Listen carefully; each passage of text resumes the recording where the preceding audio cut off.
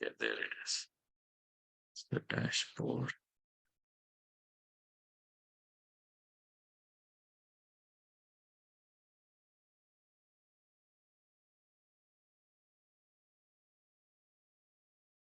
Then I'll need to open up Bing also for um, so Christian, you and Listy, both of you are interested in getting your exams passed for certification, eh? Both of you are in Yeah. it, right? I I asked because some students are not really particularly interested in CIRS part. They're just more, yeah, and mostly they just attend the lectures for module 2, which we finished up. Mostly interested in building queries. So that's why I ask. And the last thing I'm going to do now is look at what's in your Dropbox to see how they have set up or given you the access. So there is practice exam and there is this final exam. So there are two different folders. I'm Then just going you to look. do 4 time exam, is it? 4 times? What? To get the cert, we need to pass 4 exam? No, actually, it's different for. See, I don't know if you had a chance, but it's actually given in the book. And if I can show you that as well. So you know how many questions are going to come for each module. And it is actually just a quick information for anyone who wants to give the CIRS. And I'm looking at it right now, and you can see we can review it together. So if you see on, I don't know what the page number is, but it's at the very beginning, it says CIRS qualifying exam. And then it has given you 4 modules you have to pass. These are, the first one is actually internet technology. It is now called web pages, search engines, indexing, and query foundations. So this is module 1. So exactly the same as the internet technology, no difference. It's just how they've phrased it. Uh, then the second one is web search techniques and online research methods. Um, and third and the fourth. Each one of these has the questions which are numbered here. Like the first one has 20 questions in the exam, second 55, 10, and 15. So altogether, I think it adds up to like 90 questions or so. So total of 90 questions, but you don't have to take all 4 modules at once. You can take them separately, individually. Um, in any case, these are separated for your grading. Uh, so if you look at each one of these questions that are, say, in the first one, it's 20 question, you have to score 75% and above.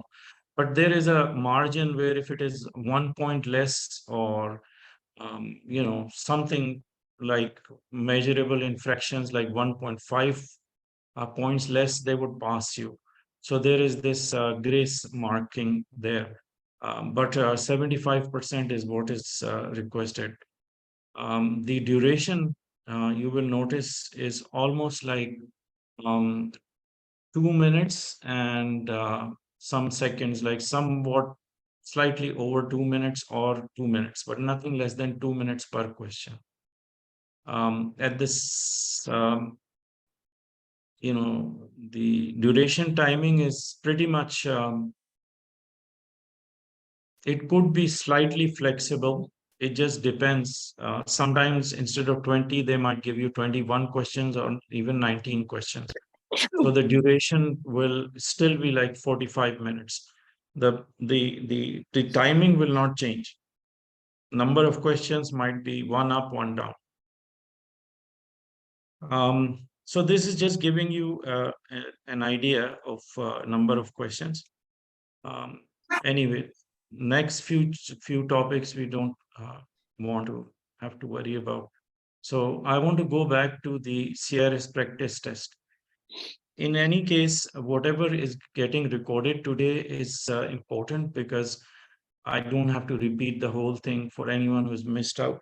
It might be one of the most important lessons for uh, getting you prepared for the exam itself. So you can ask any question about the exam. You can ask, in fact, I'm going to try to cover all typical questions coming from students. The other part that I would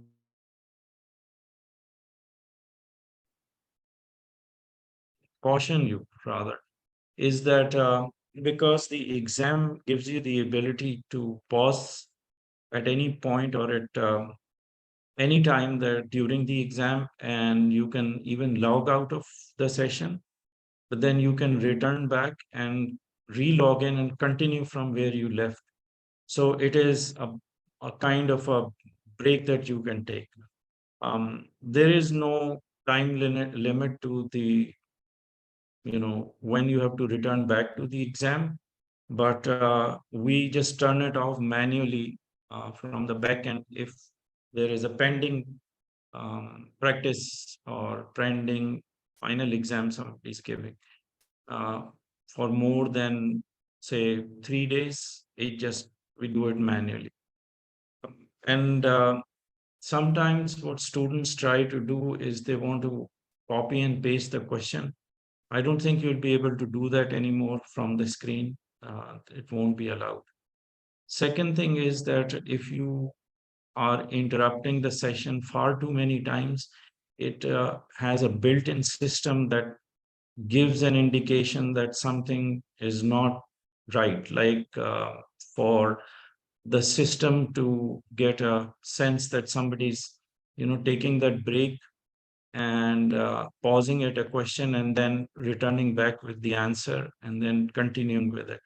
So if there is consistent breaks, it has this thing about it, which um, does give some red flags. Then we've got, I mean, the one thing that you can do is that you can take screenshots. There is no embargo on screenshots. But remember, while you're doing all these activities, the time is too short also. So it won't give you that breather really to maneuver or to do things that you, including the taking the picture of it and all that. So, and then the question itself is not timed, which is a lot of help to students. Like, you're not pressed for time to answer something within 2 minutes. It is the entire timing has a timeline that starts from 0 minute and goes to where it is extended to the entire length of the exam for time calculation. So if it is 45 minutes, the entire exam is 45 minutes. Some questions you can answer in 30 seconds, others might take longer. So you have that uh, entire time available to adjust your pace of how you're going to attempt them. But you have to finish it in that entire period which is given. And these are just few things, nothing major here, just some ideas. By the way, the test questions or practice tests that you have in this, sorry, in this folder called CIRS Practice Exam 1191. Um, these questions are, or the setup or how they're uh, run as a practice, are going to be exactly same pattern or same simulation of what you would find in the final exam. So if you are hands-on with the practice Q&As and you have scored well enough where you can safely say that you're almost coming close to 80%, you're then literally you're ready for the finals. You should just go ahead and attempt your final exam and you will pass it. One of the reason is that most of the QAs are designed in a way that sort of are reflecting on how the final exams are going to be like, or how those questions are going to appear in the final. Plus, they would have the similarity in terms of, um, it's not going to be exactly written, or it is we cannot guarantee it's phrased the same, but they would actually be similar. Okay, so that means if you're scoring high in your practice exam, the likelihood of you passing the final is very high, provided you've scored well. So I'm opening up this practice exam, and I'm going to show you one thing that you should not miss is that there is a password in both documents, in this one and in the final. These passwords are going to actually start the exam, which means that, and I'll show you how it works. Basically, there'll be another set of password which you will input on your own. You'll give your first, last name, and an email address where you want your practice results to be delivered. Because every time you attempt your practice test, you will get the results along with the questions you answered correct or incorrect, with the marking, clear marking saying these were correct and these were incorrect. They will come to you as a file in your email box. So let's look at the other things. The first one is CIRS Q&A 5.0.1-1. So -1 means module 1, and it says here also module 1. If you have to give or practice with module 1, you can just simply copy this link and paste it in your browser. Don't go to classmarker.com and try to log in, just use this link, because this link is actually customized for your batch. And if you try to, well, I would recommend to just use the link. Let's avoid any confusion. Second thing, it is saying that it has in the question bank 37 questions, and you're given 74 minutes to finish it. So basically, almost like 2 minutes to a question. Same thing with the second module. See, it says module 2, module 3, module 4. So supposing I want to look at module 2, all I'll do is I'll just copy this and paste it in my browser.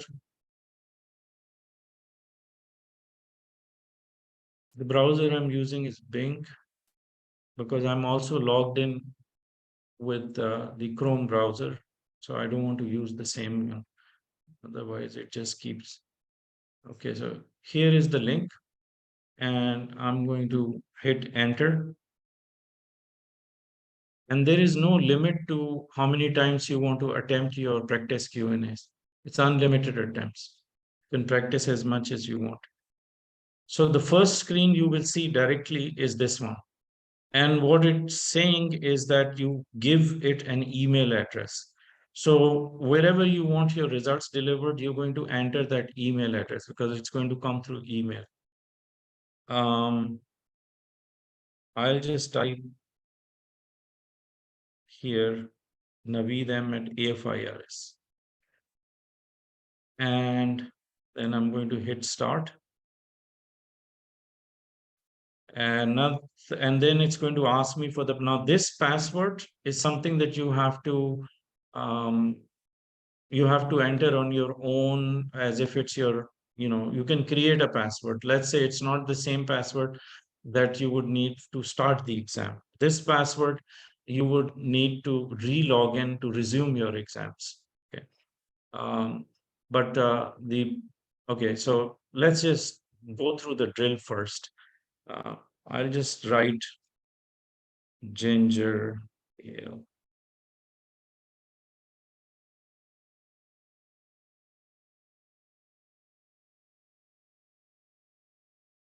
So I've entered a password and my email address.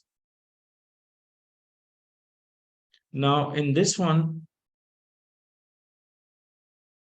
the next screen you will see is going to look like this. This is where it is going to ask you, in order for you to start the exam, you need that password. The one in this document, which is So this. sorry, the previous password is the one that we just set up ourselves. It is not Yes, related to the login password to the AOIRS, right? AFIRS. Yes, it is not linked to it. It's separate one, which is when you started, you have another set of password you have entered, which is given by you as your own custom password. It's specific to you in as an individual. It's not like the one that is given to start the exam Hmm, in that document is for everybody to use in the okay. batch. But the password that you have created earlier, that is your personal password, which is securing your own personalized exam to be returned back to you. So there is this difference in two passwords.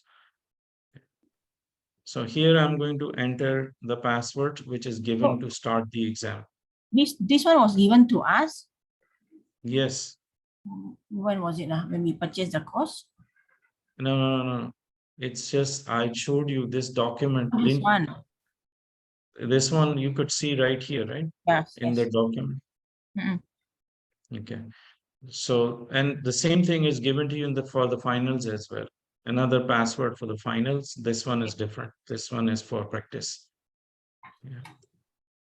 So I've entered it in this screen, which is my third screen now. And it says this is not the password you just registered with your email address. It's telling you that too. So no confusion. It is a password that should have been given to you to gain access here. This is giving you access to the exam itself. And once I have entered this and I hit continue, my exam is going to start. So the timer will start.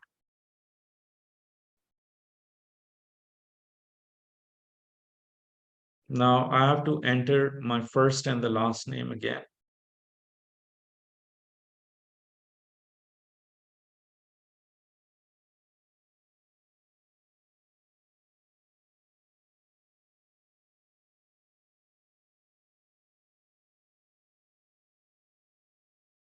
Yeah, this is the password. Okay, start.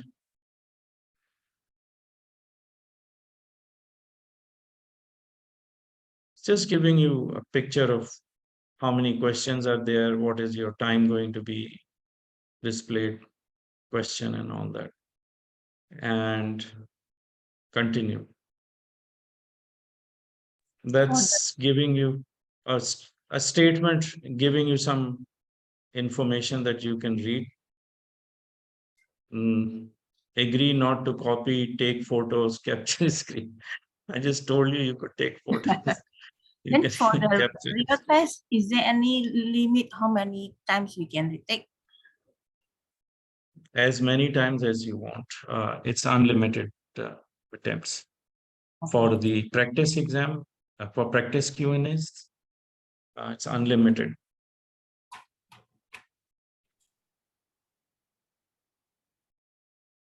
So now you see this is the timeline. And this is the timer that is giving you when you started. And this has this orange marking that will keep moving. It's a sliding thing and it'll just keep moving with the time. And this is going to be your first question, for instance, right? And by the way, the questions would keep shuffling or changing. It just depends on how it is programmed. So the sequence might change the second time you come and attempt it. Sometimes the choices might change, like one will become three, two will become one. So they'll be reshuffling. That should not bother you, really. So this is a question, even with semantic machine and other AI, it is difficult. See, like this question, it is too long in the sense that might take you more time to finish it. So it might just go over 2 minutes. Then there could be another questions which is easy and less descriptive. You could just quickly go and answer it. It would be less than 2 minutes. So you can save time in other questions. With just 2 words in and snake. Yeah, even with semantics machine learning, it is very difficult to create word relationship. It is why the concept of search semantic, I think it will be semantic.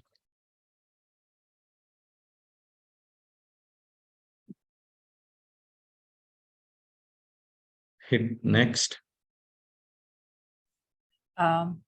We are not able to. Oh, proximity search. So if it is an incorrect answer, I didn't read it, thoroughly. I just attempted it. So it is, if it is proximity, it is going to show you what the answer is.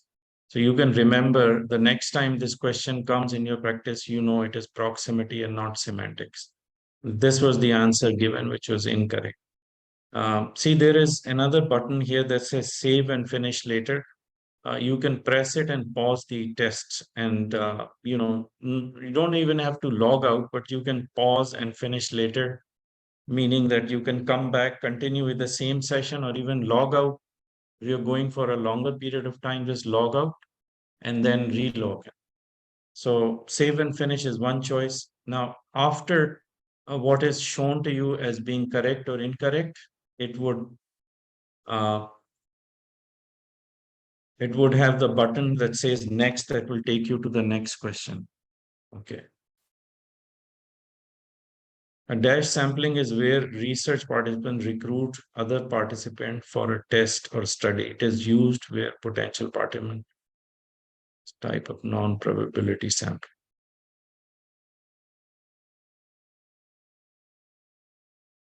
What was the non-probability sampling?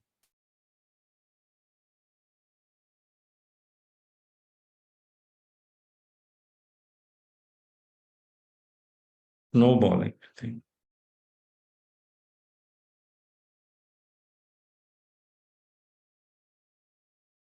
So if it is correct, it would show you first if it is correct or incorrect before you go to the next question. Okay.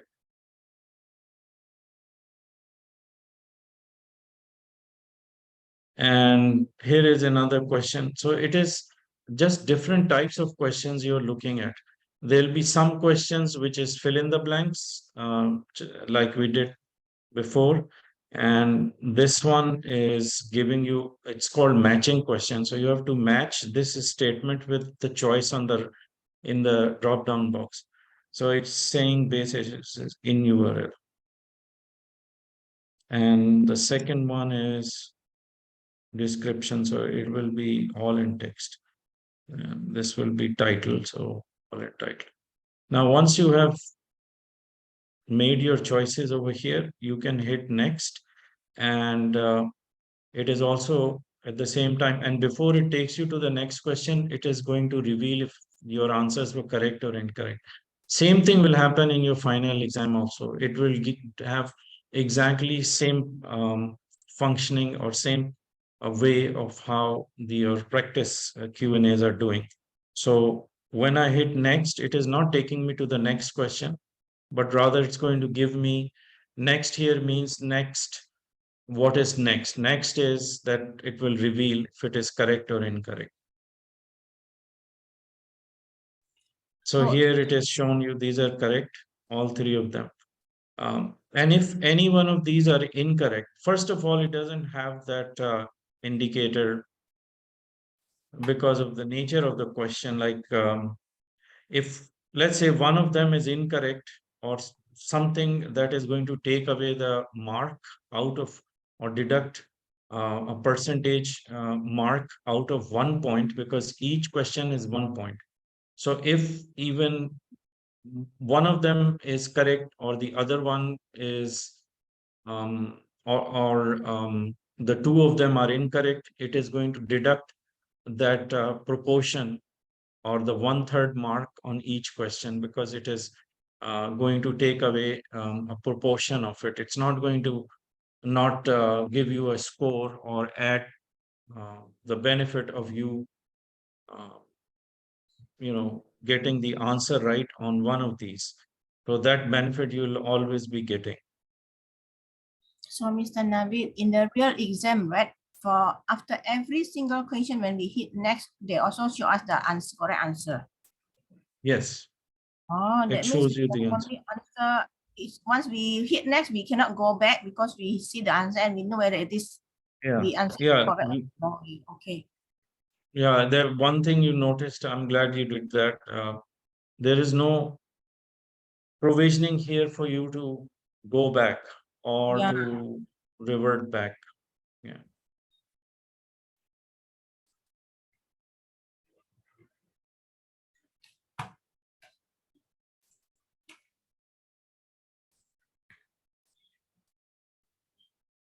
So let's suppose we have these choices A, B, C, and D. Okay. Um, Two dots, eh? yeah. So this one is the answer, in my opinion, for the range.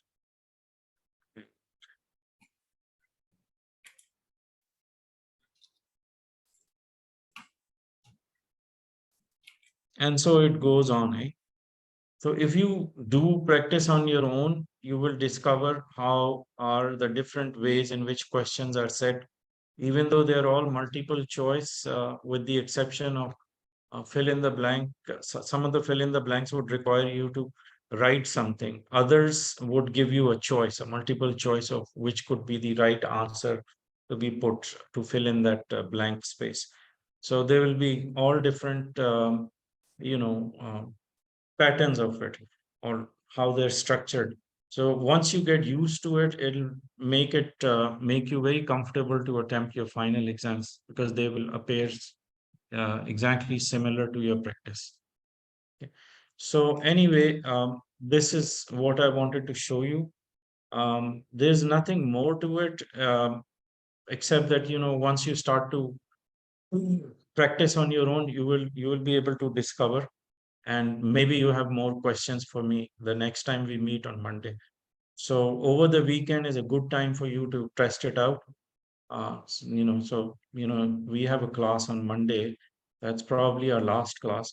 One of the things I decided is that I have a recording for if anything is unfinished or we can't cover the entire internet law, then I have my lectures from before that are recorded, and I can give you those recordings. And from those recordings, you can, ask me for one more class if you have questions for me to answer out of that. So that could be another way of covering it because without naming the person, there are more than a few people who were asking me that they would be interested in taking one additional class to ask questions regarding the exam itself. Like they would want me to, I guess they will have to go through the practice exam first before they can do that. So they were asking me, but I haven't gotten back to them. We're already doing additional class on Monday. So if it is essential, we will do maybe a weekend Saturday 1 hour Q&A where you can ask questions for the following weekend, because a week after that I have other engagements and that would keep me extremely busy, won't be able to take classes. So I'm going to now shut this test. We don't need it anymore. I'll let you practice with it when you have your own practice hands-on thing that you've gone through. You would come up, you will discover a few more things to ask me. So I'm turning this off and going back to the actual uh, class slides. Let me return back to the internet law. Mm,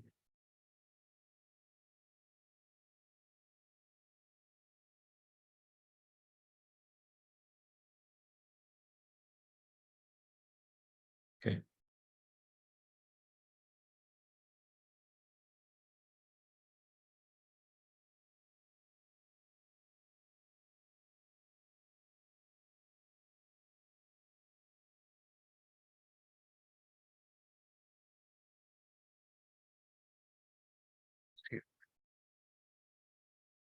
Now, before starting this, and because it's just going to be um, flow of things that I want to keep intact, I would take an early break if you don't mind. We'll just take about 10 minutes, and then I'm going to start with the internet law. Um, and like I said, if you're not able to cover the entire thing, we have the lecture that I'd still share those lectures with you. I'll send you the links. It'll come to you through the email. I have to go through the recordings to find the exact lecture part. So you will have that as well. Now let's just take a short break. I just would be back exactly in about 10 minutes or so. So see you in a little bit. Eh?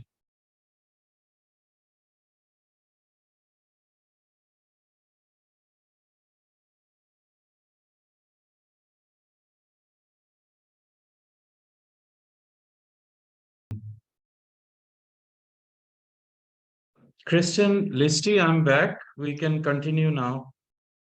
Okay. All right. Um,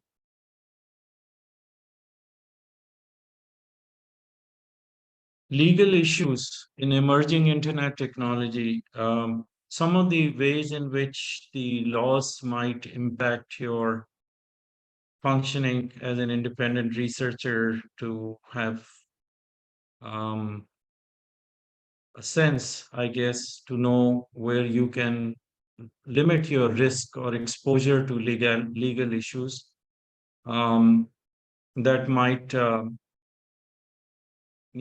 give rise to liability from your side. That is one aspect. The other is your basic knowledge of the internet law to know where you have to wade through or find your way around to not be challenged by these, avoid them, um, or to embrace them sometimes to ensure that you are covering yourself from any sort of liability. First is legal issues of internet security. So internet security in itself is a huge area, but most important for you from the security perspective is to maintain the integrity of data, to ensure that your data or your information is secure enough that it is not compromised in any way. So there is some internet security related things that you have to be aware of. Challenges in mobile laws.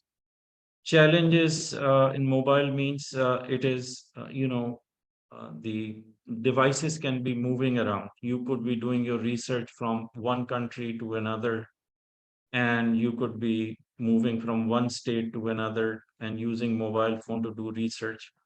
There could be some legal issues which would require for the jurisdiction to be established of where something happened or an incident or an event or anything that you did where geographical confines are directly related to the law of the land. So there is this issue of jurisdiction.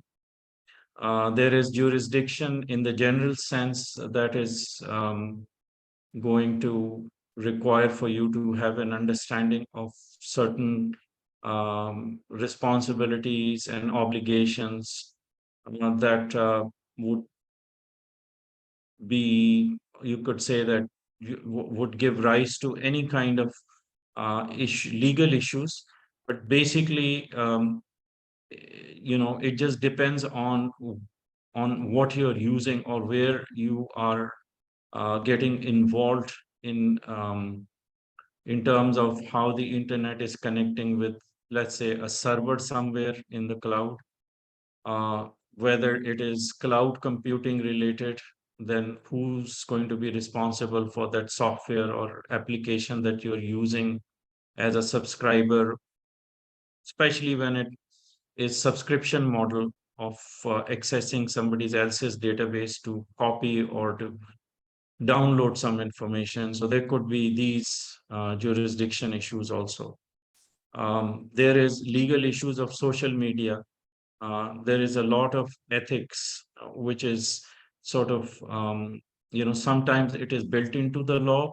Other times, the ethical issue will be regulated by professional bodies in which you have a membership. Um, so that would be something that would kind of impose or sort of expect you to follow some ethics in obtaining information through social media accounts. Laws of spamming, ransomware. So, you know better when you have gone through these things as someone using it for your personal reasons, like could be, cyber vandalism, for instance. It could be a part of something which is regulated by law. Spamming is regulated by law. So if it is spamming from your side, or you are even as an independent business owner are sending out emails, for instance, for marketing reasons, then to what extent you will be liable and so on. There is other issues like online speech, when we are dealing with libel and slander, or there is a reputation issue, then, those kind of things you have to be mindful of. Media laws, cyberbullying, these are just bullet points. So we're not elaborating as much as we'd like, but at least we are just getting a review on what could be some of the things that we'd like to discuss in our classes with the legal law. Cyber stalking, cyber laundering more to do with the investigative online research. To what extent or what is your um, uh, approach to be able to mm, look for, not only look for information, to what extent you can get certain types of information, like for investigative reasons you need a court order. If it is non-investigative but you are just exploring something for your client, then you need to have you need to have a legal document to send to them, and in what capacity you're using that information. If it is, say, certain privacy issues like in medical records, so how would you be able to investigate or get something from that kind of resource? If you look at the law itself, it is going to put a restriction based on certain um, rights that you would have to do that investigation.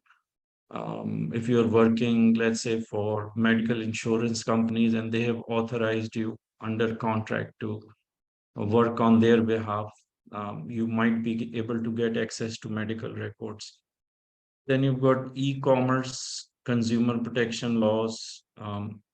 Consumer protection, I don't know to what extent the research would be involved, but when you're doing pricing, comparison, tapping into some databases or private information, such as sales or comparative intelligence is to be collected, perhaps e-commerce consumer laws are important.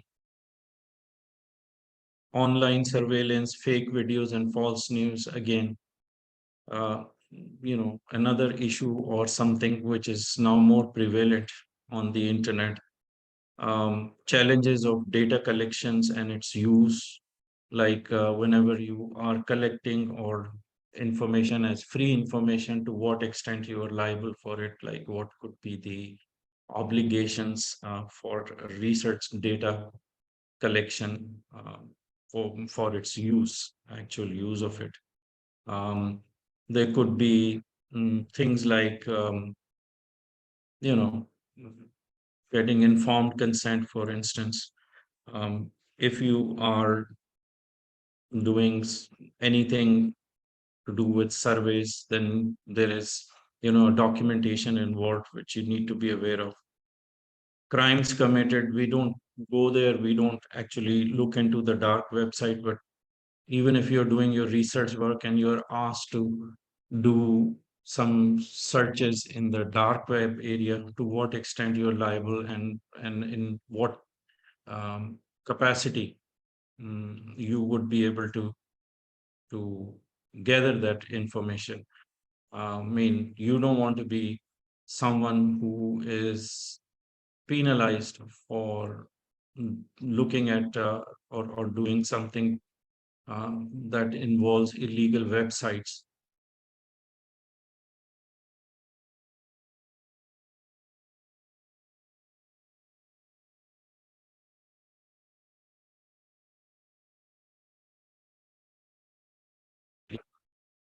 These are just some bullet points. Uh, then we have online research, like what are some of the laws that will directly impact you or would have something to do with your research work. So internet jurisdiction is important, like certain information you can gather and use, other you cannot. Sometimes minors are involved. You're doing research in a country where the minor age limit is age limit is 16 years old versus 18 years old in North America. So that might affect, any implications or anything that you're sued for, um, based on where it has happened or how much of the legal system. Wait, what happened here? It's went away. Okay. Then we've got internet privacy laws. You would find that in the privacy area, there is matters of ethics as well as consumer privacy. And there are so many different privacy laws which would prevent you from obtaining information without consent or without reason or without a legal backup. Internet IP, intellectual property, it's not IP address, it's intellectual property. So if it is plagiarism, then we're talking about copyright laws. You've got trademark issues. There could be, in trademark, there is a design mark and then there is word mark. So word mark could be one word or could be several words put together as a phrase or as a slogan. So if you can reuse it or you have the permission to apply it somewhere in your research, you should be aware of what could be the intellectual property rights and obligations, or if their consent is to be obtained. Digital evidence collection is another area. Knowing how to not only collect it, but to preserve that digital evidence is something that you may find yourself getting involved in if you are doing supportive research for legal reasons, or there is your client is a legal is a law firm, and therefore digital evidence collection is another thing. Deep fakes and fake news, to what extent you are responsible for verifying information? Would you have to go as far as to understand the forensics of figuring out if something is genuine or not, or if it is a false news that you were asked to filter through and find the facts instead of relying on the news as on its face value. AI responsibility. AI means artificial intelligence. So if information is collected through, let's say, any software or any camera which is capturing movement of some kind, and it is programmed um, to to collect information or to um, capture those images without consent, to what extent those images can be used. If it is processing of data, um, then it is, and it is actually deriving some conclusions, or it is bringing the processed information in front of you, on which you have to rely on, or your client has to rely on. And because it is mechanically programmed and it has a way of making its own decision by its own algorithms and its own calculations, then to what extent you are responsible for it? Is the software company responsible or you are responsible for it? These are some of the examples. of artificial intelligence thing. Then these days you've got Chat GPT. That's a new thing that's come out, which basically you can do search in, and it actually brings back information in a more processed way. It is not the same information as it was originated or where the Chat GPT collected it from, but how it has articulated that and put it together to give it a format which brings it as a different information eventually.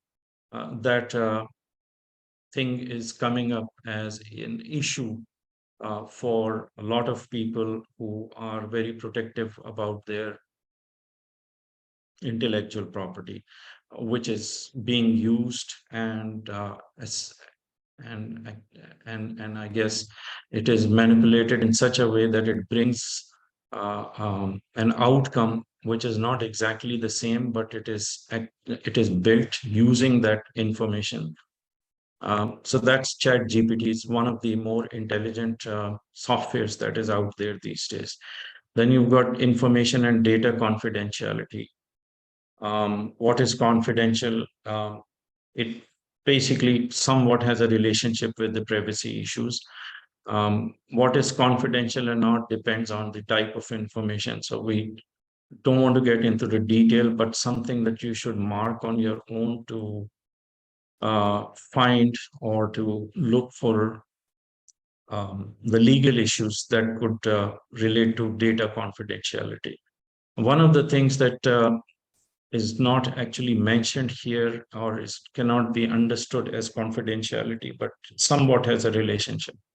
It's like, if you have used or collection of information is actually going to affect somebody eventually or would have an impact on somebody's reputation, that would also play a part in your being mindful about using that information in any other way than uh, what is acceptable under ethical norms as well as under confidentiality laws.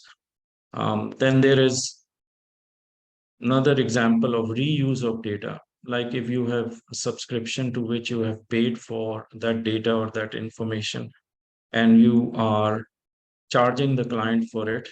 So you have two-pronged responsibility. One is that there is somewhat a use or a fair use policy from where you got the information should be mindful of. And reuse of that information is mentioned. Then the client might have the ownership of that information collected for which they have paid for literally indirectly through you because you build them, but to what extent you can reuse that info or that data, which actually now belongs to the client, but you have access as well as the custody of it. So all those things.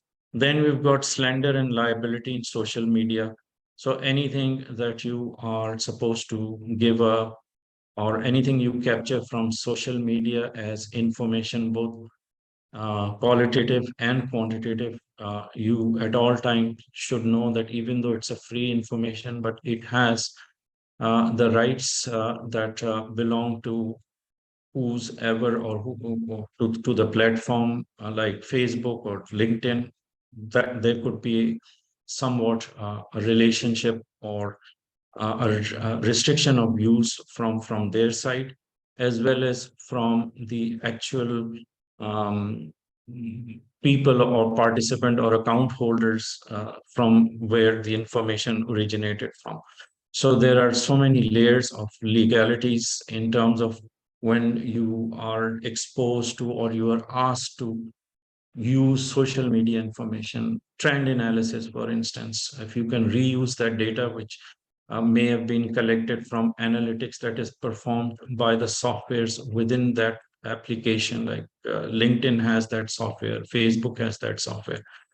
So there is these issues of collection, but then when it is slender and liable, you have to differentiate because that could be even more sensitive.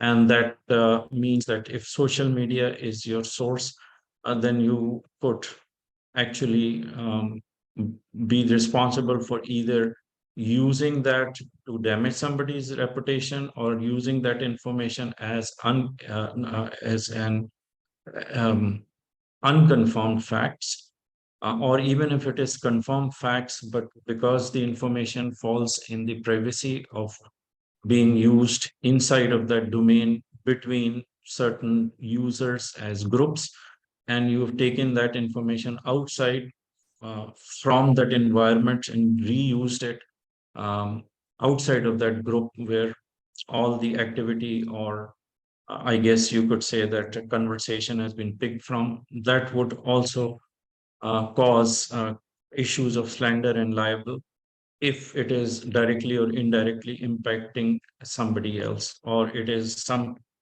to do with mention of someone on that social media platform. But you have just picked it up and reused that information. Then public opinion. Public opinions you collect through polls. Usually, you can even use surveys.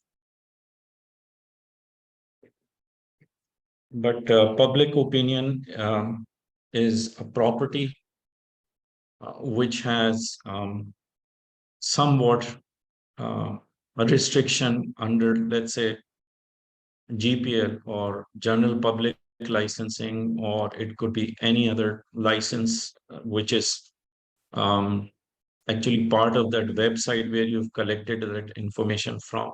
If you have done your service directly and collected that public opinion, there has to be an implied consent when people are answering it through polls. And if it is not implied consent, then in the case of surveys, it has to be a legal document that authorizes you to use that information to build your own opinions. And as long as the public opinion is not against, let's say, public policy. Public policy is a generic term, but public policy can be, can be socially linked. It could be ethics, it could be religious issues, which may not allow you to, even though there is a um, freedom of speech, right? Freedom of speech. It doesn't allow you to talk something about someone else without confirming the facts. So there are, public opinions, and then there is a public opinions that you are using as an information. So two aspects of it, and both of them has certain legal obligations for using that as a researcher. Areas in internet law, we'll be discussing intellectual property, online privacy, e-commerce, electronic contracts, and digital signatures. This is an interesting area, electronic contracts these days. I don't know if you agree with me or not, but it is my personal opinion. So that's why I'm going to mention it, specifically related to the uh, the the court, or the judges or the attorneys, because they are not as up to date with the internet implications of using the internet, or anything that directly or indirectly is electronic or digitized information related. They have a lot of faith in the old system still. And so what happens is that a lot of courts uh, don't allow online contracts, or they don't entertain the online contracts as something that one can contest. They want physical signatures of people, as well as they want witnesses to sign those contracts. And therefore, they're not as acceptable from one court to another. It varies, and it depends on how the court looks at it. Court means how the judges look at it. Or some of the countries would not even allow electronic contracts. And then there is electronic signatures, which is also somewhat, which is actually the core of contract to have the verifiable contractor and a contractee signatures, so all that comes into play. So there is this complexity there, but eventually it depends on the court itself. Online liability, torts, negligence, discrimination, so many things, defamation, internet crimes, all that is mentioned in the bullet points are giving you an idea of what are some of the areas that we would rather have some knowledge of internet law, uh, and not having any clue or knowledge about it may impact your ability to make correct decisions as a researcher. So there has to be somewhat an idea of what it involves, at least. Jurisdiction, there is these different types of jurisdictions that we are mentioning, but because the court system in North America is to do with we have not differentiated between a Canadian system and US system in this course. But because Canada and USA somewhat have a similarity in their system on how, irrespective of how the court system is set up, because the court system is slightly different, but the laws are somewhat similar. So we are using it in the generic sense. But things like personal, general, specific, subject matter, all these different jurisdictions are similar to both the countries. Okay. Personal jurisdiction is the jurisdiction, and why we have to learn about jurisdiction is we have to know to what extent we are liable, and to what extent we can sue someone, or where could be where the court system has to deal with the internet laws, to what extent the court system would have jurisdiction on the parties, on both parties, which could be the plaintiff, the claimant, you could say, and the defendant. To what extent would it be, or what could be rights to sue or to be sued?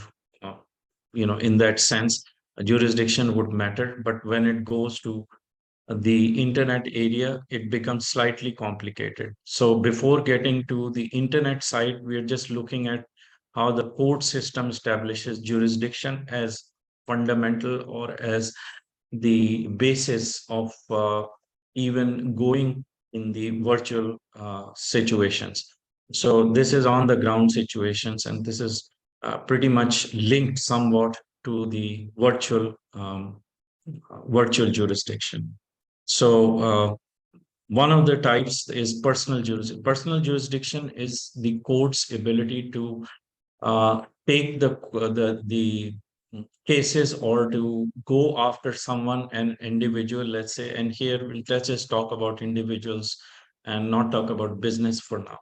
So as personal jurisdiction, even though it could be for businesses, but supposing here it means the jurisdiction of the court to accept somebody's or plaintiff's claim or an application in the court would first want to know to what extent they would have a right to to go after that individual or even that business, um, for the for the court to pursue that case, or for the court to actually entertain that application or claim.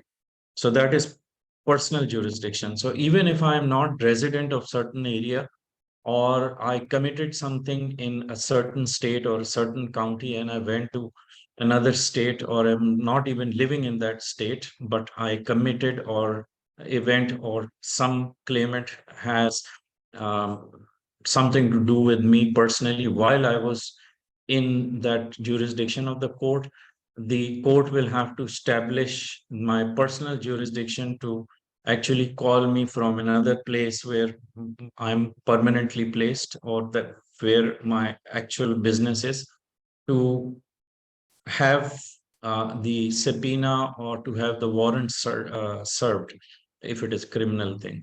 So that would be the personal jurisdiction of the court on me, even though I'm not the resident there. There is a Then there is a general jurisdiction.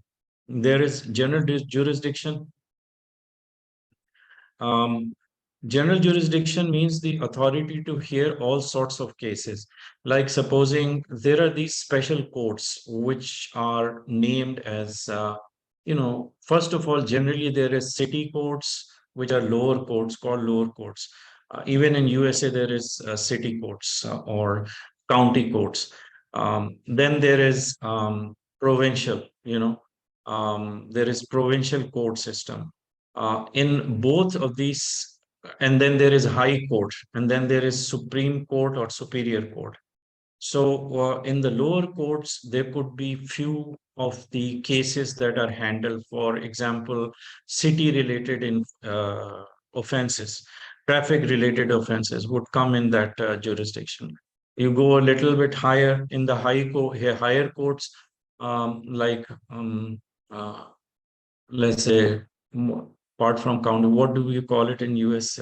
Is it state courts, or I don't know, we call it provincial court system. So state courts, in state courts, there are special, they cover laws like family laws, like bankruptcy laws. All of those have courts like bankruptcy courts, family law courts, and so on. So when these courts are established as special units with judges that are um, allocated to that specific area of the law, those are specific limited jurisdiction. But when certain courts that don't want it to be distributed, or they don't have different layers because they're small size areas, or they're not as well provisioned, then they would have a general jurisdiction in their system, meaning that all those specialized courts would give the authority to that court system as a general jurisdiction. And specific jurisdiction, I told you. Then we've got subject matter jurisdiction. Subject matter, meaning if it is, again, coming down to bankruptcy courts, has got special jurisdiction, sorry, subject matter jurisdiction. You got bankruptcy cases, small claim courts, all of those are subject matter jurisdictions, which means you cannot go to high court directly. You have to go through the system. So the system is what is on the ground with the courts that we have these days. But because if I have to relate all of these as a connection to the virtual internet situation, then the court, whenever somebody brings a case that has to do with, let's say, consumer rights, where you are contesting something against, um, let's say, a vendor who's not in the same country, or let's say even in the same country but in a different state, then to where you can file for that claim, or where can you contest it, as someone who is a plaintiff? Would you be able to go to a court which has a general jurisdiction, subject matter jurisdiction? Where would you go for it? That becomes a problem. So the connection is that if it is a consumer related issue, then it would go to, first of all, subject matter court or specialized court, which is for the consumer protection or consumer rights.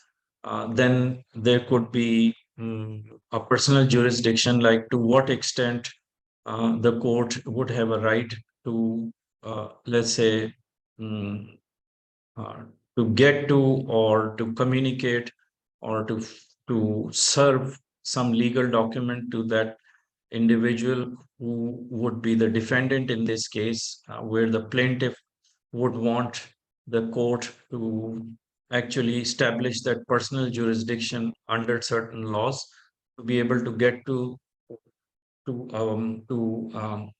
a vendor who can be outside the country or could be in another state. So fundamentally, they have to establish these jurisdictions first, and then they would be able to,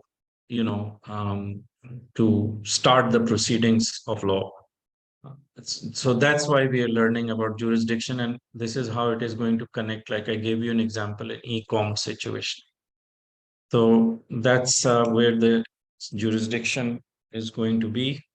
Uh, Sometimes jurisdiction would depend on the, uh, it's a doctrine in law. It's called a long states arm statute, and there is a test which we call minimum contact test to be able for the court to create or to establish either a personal jurisdiction or bring the case in a general jurisdiction situation, or it could even be a jurisdiction which I have not mentioned yet. That's territorial jurisdiction. I missed it out. Territorial jurisdiction would be for territories that could be, say, in US.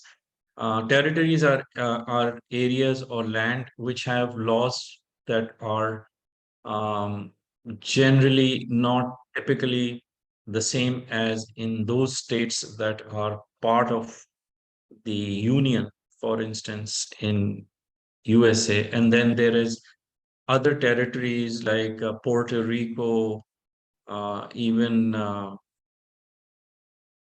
when U has different territories also that has their own laws which are slightly different, but the jurisdiction can be established easily because it's part of the same country, except that these are called territories. So that is one thing. Second is that if it is a law, if it is a jurisdiction under some treaties between countries, then there are treaties for unions that are established as a consortium, such as European Union. So the relationship of United States with the European Union to cooperate with each other includes some of the laws which relate to cyber laws or which are cyber laws. Then there are bodies or specialized regulators like ICANN, for instance, that issues domain names. That would be a body that is supposed to cooperate internationally under some agreement with certain countries. So that could be a jurisdiction which needs to be established as well if the consumer or the plaintiff is in United States or Canada. So that's just an idea for you to know where jurisdiction can be important. But one of the activities of how the jurisdiction can be established is shown uh, in a specialized law, which we call a state's long arm statute and minimum contact test. So what are these and what is then personal? Let's just look at state's long arm statute first. Okay. State's long arm statute is somewhat very specific to United States. It's not used in the same manner in Canada. But what it says is that state has a right to accept certain cases or where it would create a specialized or a specific jurisdiction or a personal, even a personal jurisdiction over an individual or a body or an entity based on their minimum contact with that state. So that means that if um, let's say an incident happened in Florida, and that Florida state knows that it has certain rights if to pursue something which is of criminal nature, but it would have on a sliding scale a lot of rights for that state to go after that criminal or that uh, individual that has committed the crime, even if that individual resides or lives somewhere outside of that state. But just because that crime or that incident happened in that state and it is of criminal nature, it would give a right for the court system pursue it through a kind of cooperation laws between different states.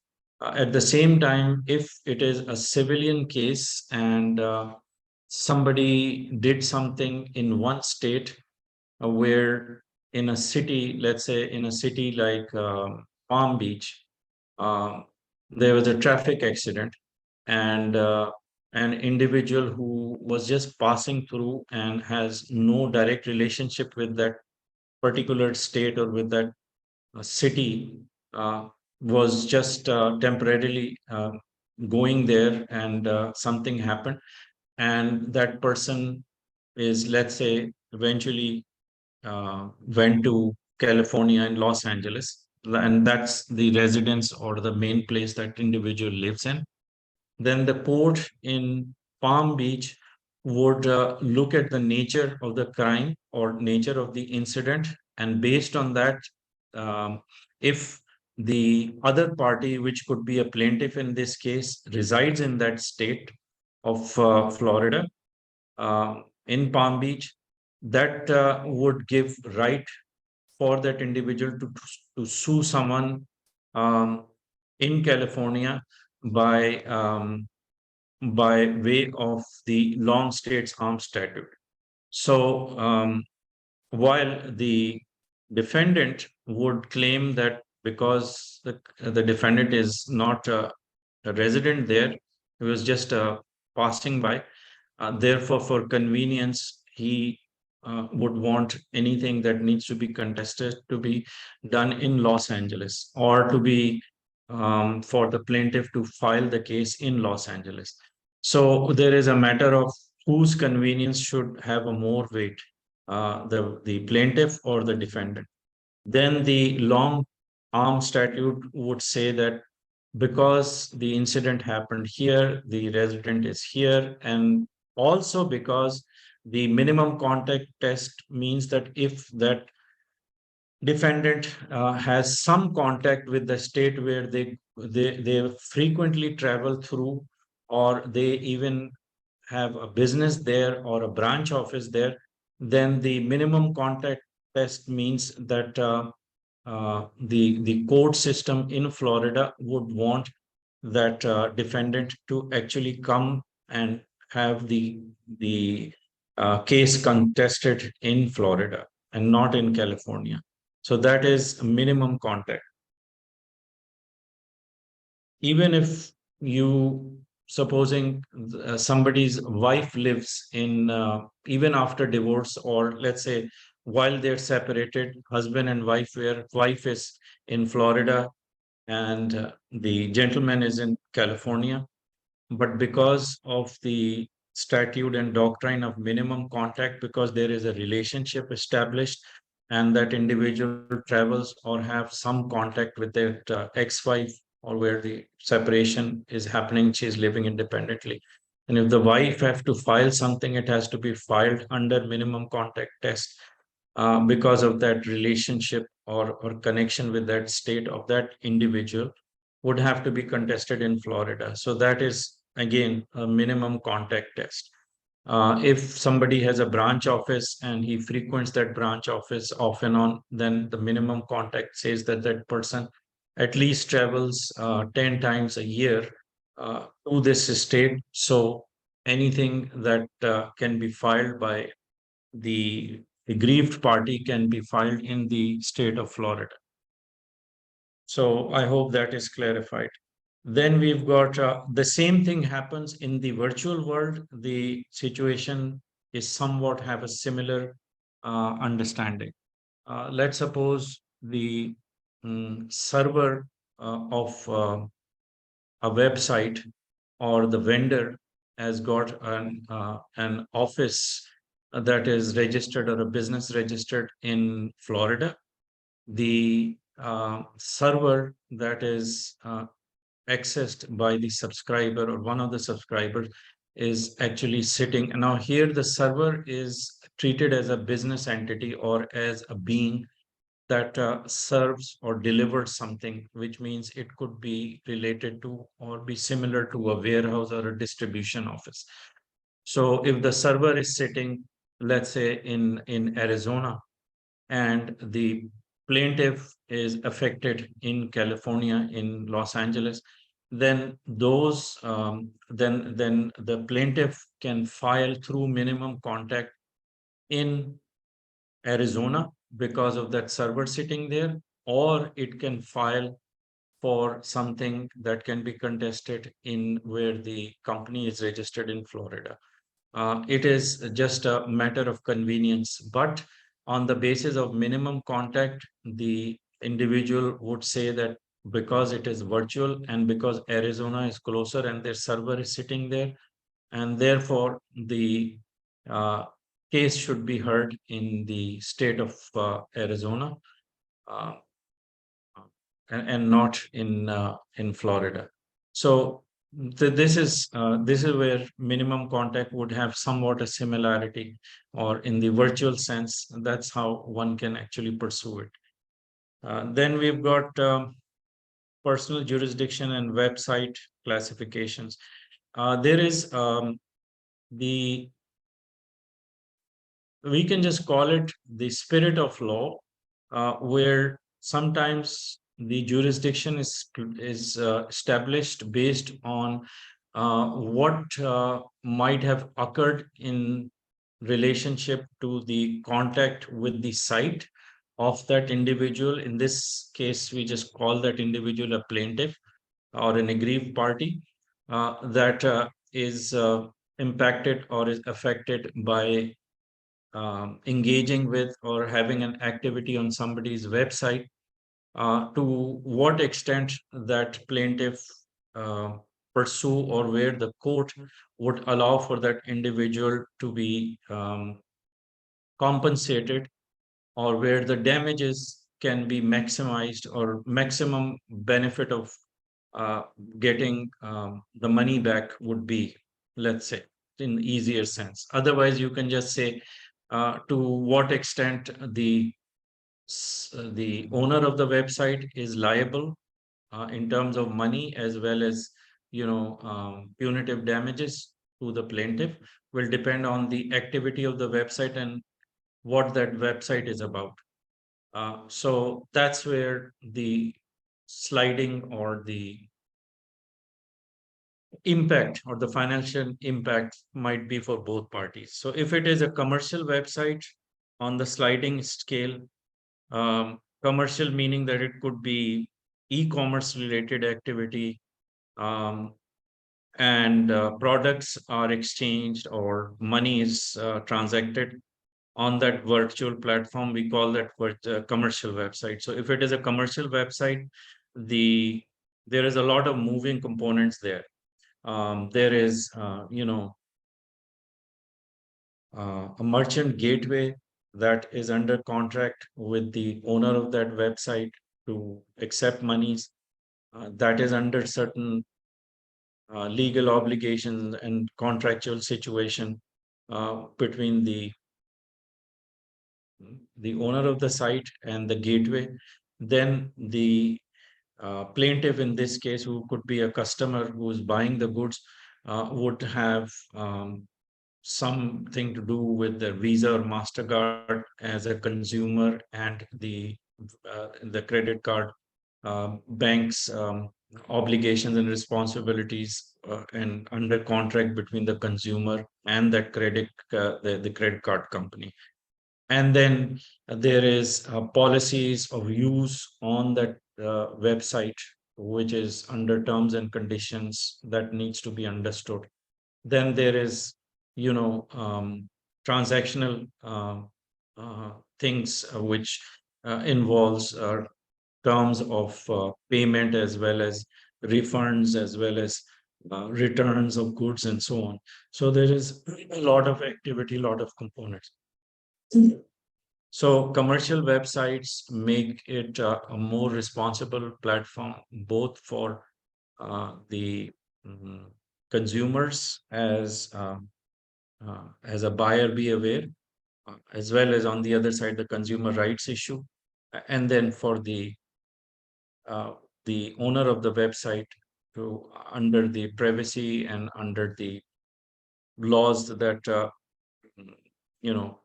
which obviously are of commercial nature, but at the same time has a lot more obligation for delivering it to the consumer. So more of mm, a claim that you can file as a consumer against commercial websites, and therefore commercial websites obligations are far more. Then there is passive websites.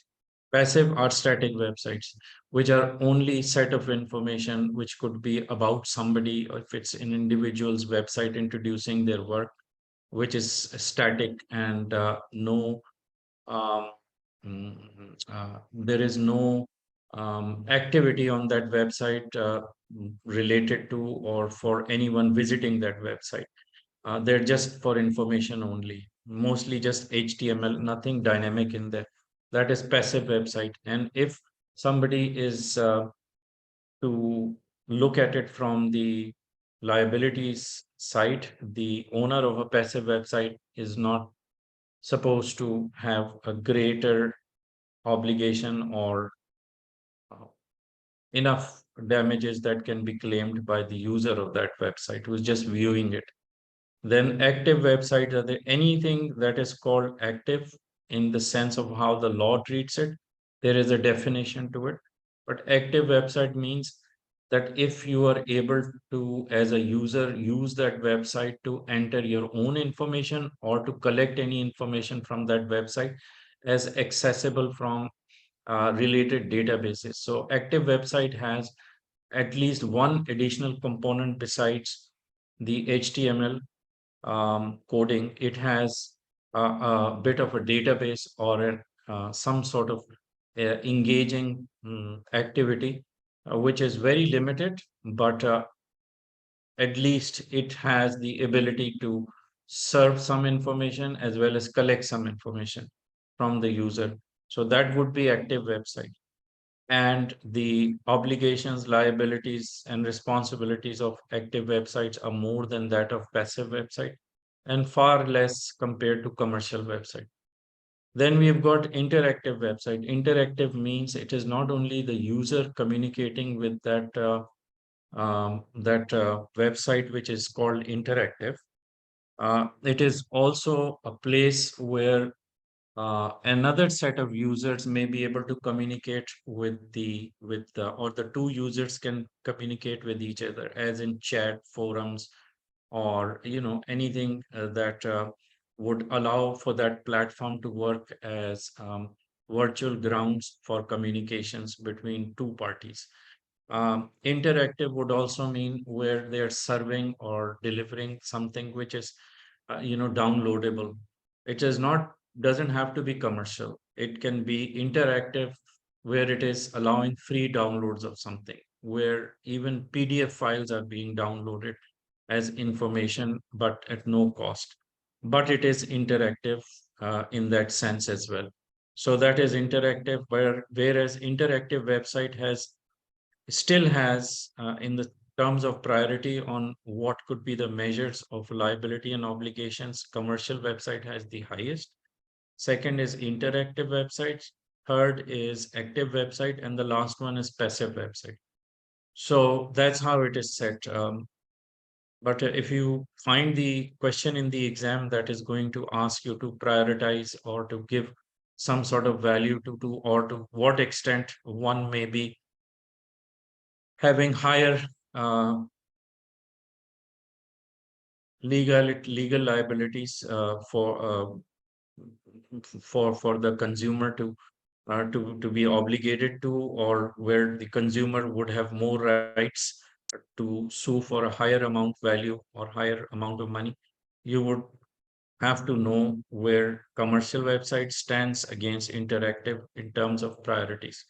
So highest commercial, second interactive, third active, last one passive. Okay. Any questions so far?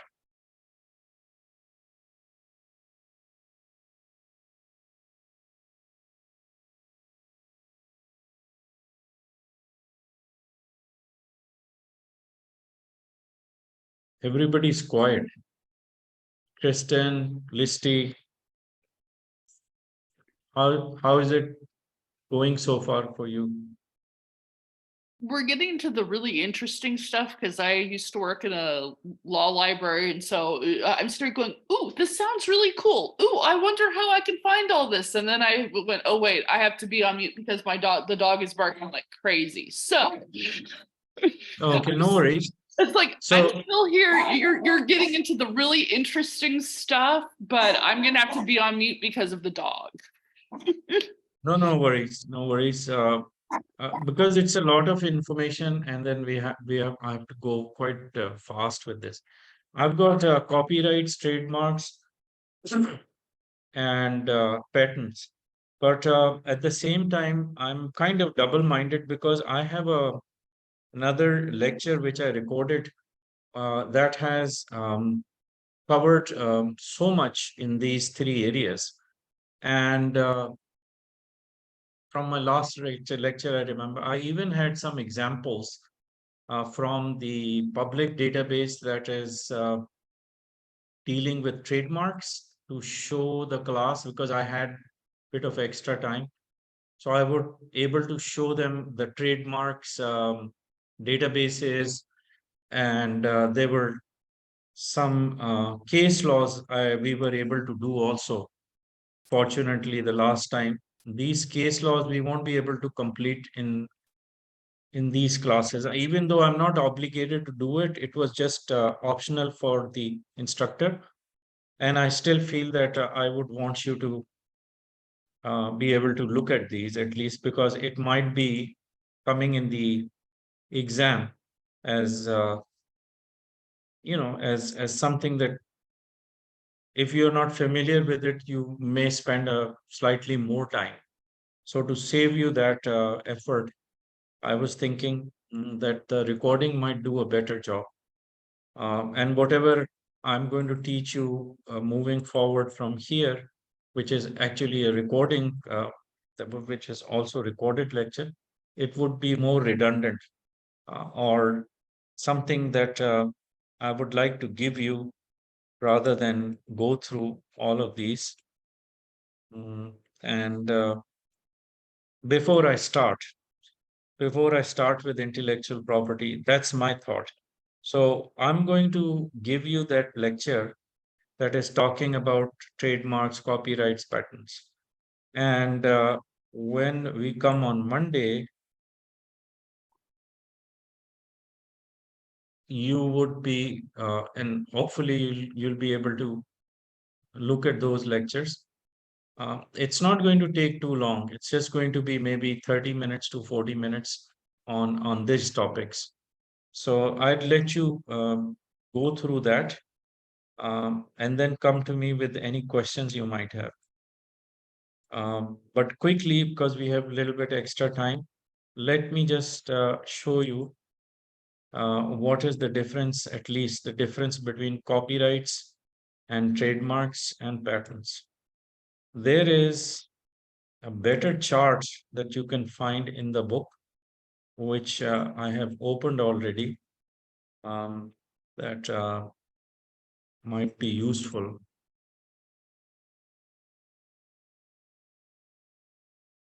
Here it is. Right?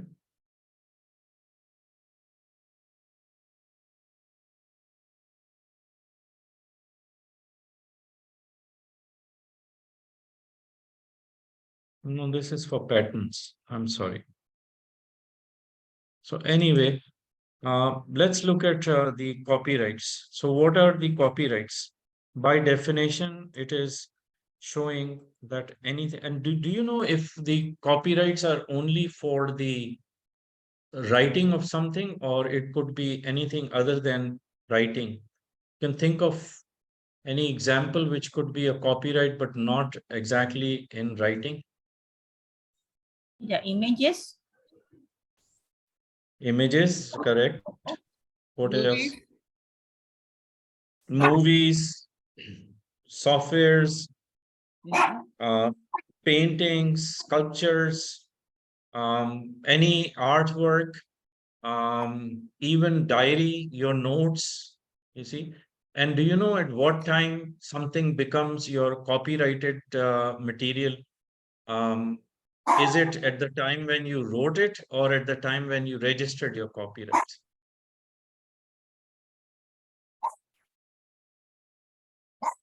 I would think it would have to be when you Register. register it, because there are some things that just they won't be shared just by the type of what it is. But unless that you have something copyrighted, because at some point it goes into the public domain. So you have to have there has to be some differentiation of in there. So tell me, on the practical side, I mean, if I wrote something which, let's just take an example of internet. I uploaded something on my blog, which is basically a registered platform where I can actually upload something. So I uploaded a blog. Do I have to, and I do it like maybe, and I write blogs, maybe 5 blogs a week or 3 blogs a week. Do I have to register all of them on, and wouldn't that be inconvenient? How do I manage all that writing every single time to be copyrighted? I think you can put the privacy policy inside your blog. No, I think, yes, go ahead. Tell me, Kristen.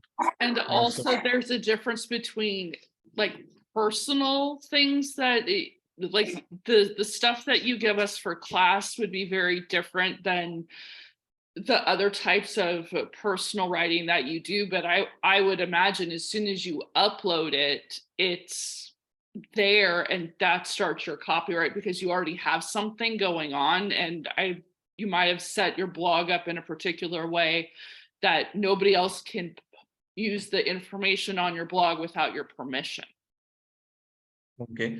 So I might have put a statement saying that it is mine, but what if I copied something, I mixed it a little bit, moved a few words around, I used basically somebody else's writing, but shaped and made it look different and then uploaded it.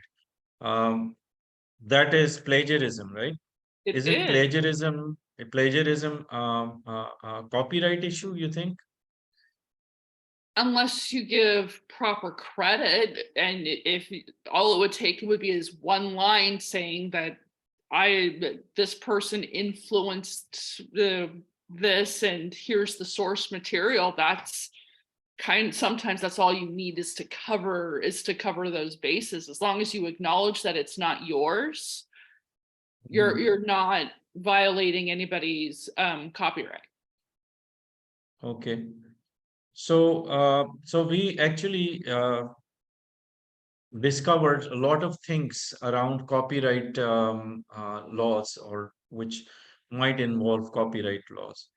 So we'll just roll back and start from the first thing, registering the copyrights. Right? The moment you write something, it is your copyright established right away because it is original work. That's number one. Second is that how do you make it known that you are the first one or you are the original person? Like somebody may have copied what you wrote before you even uploaded it, and you discuss something which was on a piece of paper or a napkin, and that paper somebody took away and claimed to be their own original work. So the idea is to know how you're going to protect your work, number one. Do you necessarily have to register it every single time? Because I know in Canada, it is going to cost $50 for every single time that you register, and you can only register the topic. You see, you don't have to upload anything.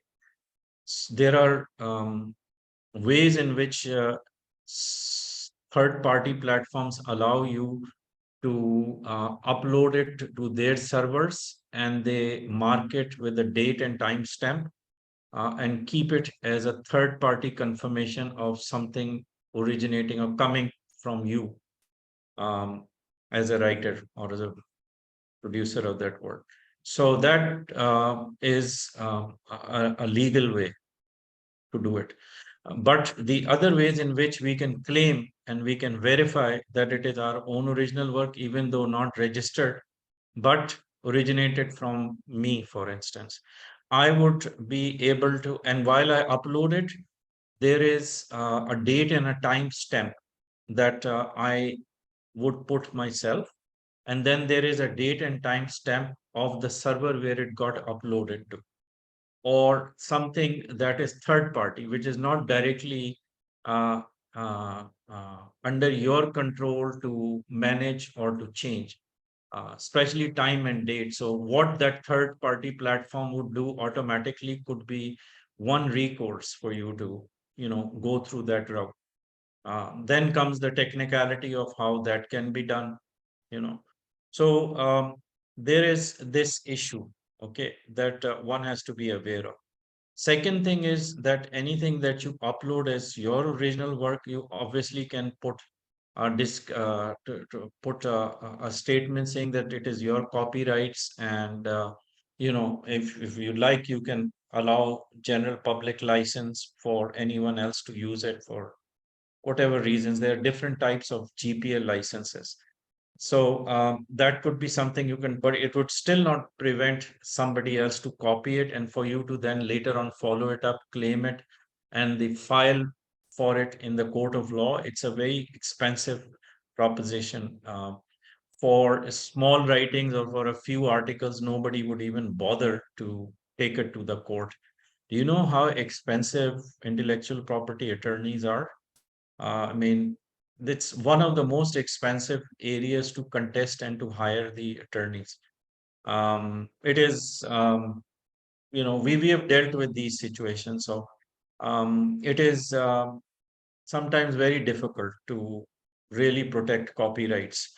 You need to organize it well. But I'll show you in the practical sense a way to safeguard your own original work at least expense or even free if you'd like.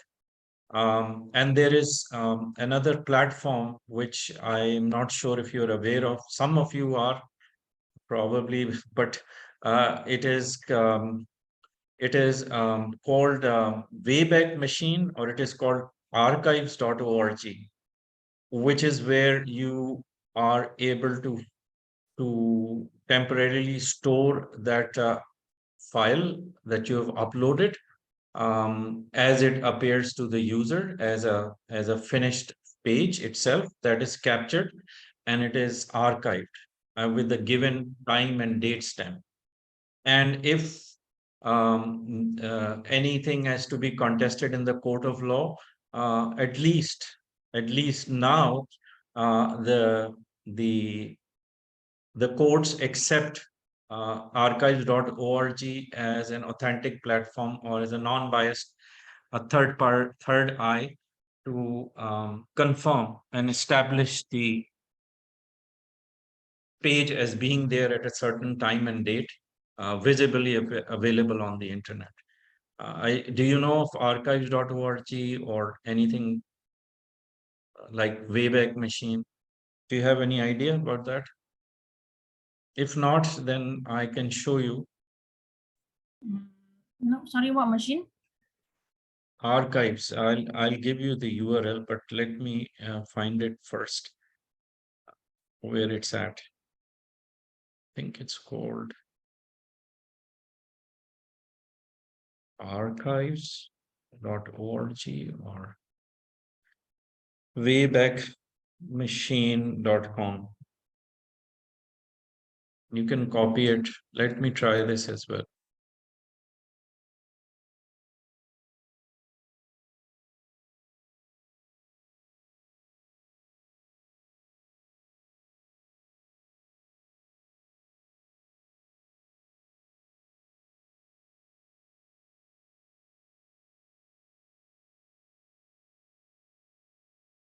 Here it is, archive. There's no S in it. So let me correct it. This is archive.org. So what this does is that anytime I upload any of my work, I ask Wayback Machine to copy that image or copy those visuals as well as the script. It is also copying the script which is running behind the actual um, layout of the site with the content and everything. Even though it is showing to me as a user, it is also capturing the coding. Okay.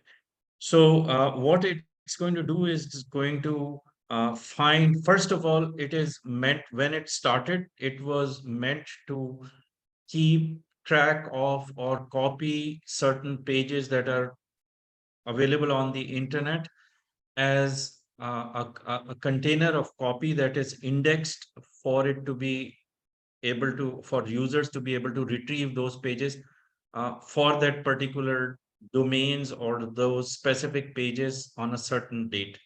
So let's suppose there were certain websites or certain pages that are no longer there, um, or they've been taken down or they've been altered. Um, those pages, when you want to get to them later on, especially in the legal cases where you want to collect the evidence and you find that something the defendant has changed, or something that was taken down altogether because it could be part of the evidence, uh, intentional or not, whichever might be the circumstances. It has this portal or this archives.org keeps a copy of those as historic or history or historic collection of pages that were there at a certain date. And it doesn't do it like every day, but it does it like off and on, because it has its own crawlers and its own mechanism of collecting everything, similar to how Google does it, except that Google does it on more regular basis, and it's a very high level structure to contain billions of records. This would do it sporadically and without any it would still be crawler oriented, and keep collecting it, but not as frequent and not as huge of a database. But let's say if you call 796 billion web pages as huge, then you could think that this could be considered as a very large database. So if I, supposing, wanted, as an example, I wanted to go to a site called bevocalize.com. This is one of the technologies I designed way back. It was a precursor to Siri, and I sold it. We sold it to a company in US. Cannot disclose the name, but it got sold in about 10 years ago, 8-10 years ago. So that website is obviously no longer available under contract. We don't talk about Be Vocalized. Technology is actually handed over. So if I wanted to go back and look for bevocalized.com, which by the way is also no longer my domain. I don't know who owns it now, but I don't have ownership of the domain as well. But I want to see what I created or my web pages, perhaps as old as maybe 10-12 years ago. I'm going to write the domain name, which used to be there before for those pages, and I will ask it to find me from the archive those cached pages, call it cached pages. So you could see that it had collected, and this is about the time when Wayback Machine also got started. So in with these bars that you see, these vertical, uh, you know, bars, you can, it is telling me in what dates the images were captured. Okay, so let's suppose in 2008, I want to click on this, and the calendar appears in front of me. And in this calendar, you could see I have on this, it collected one snapshot on December 1st, 2008 at 8 p.m. and even seconds are there. You see, at 8 with 50 seconds. 57 seconds. And if I click on this one, it would bring me the snapshot. It will show me the snapshot. So this would work as an evidence.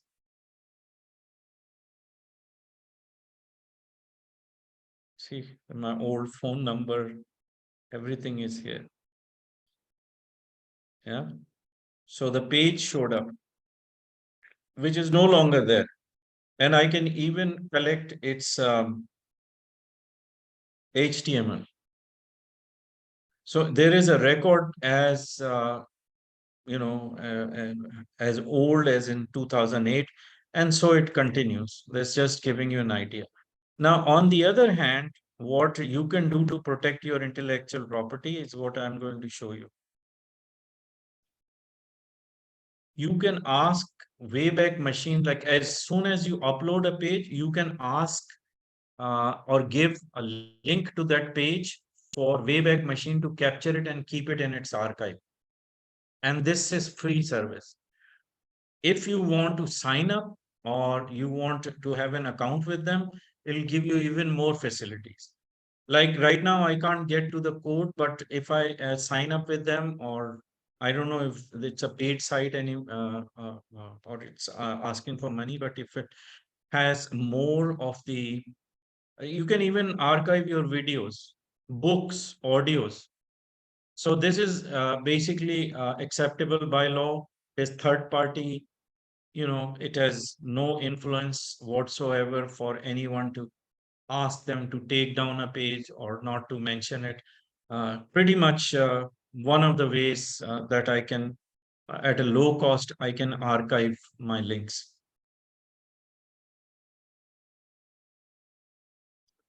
And what was the, okay.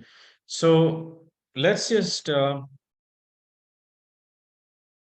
look at some of the definitions of copyrights. Now that we've discussed a few things about copyrights and you know what we are talking about.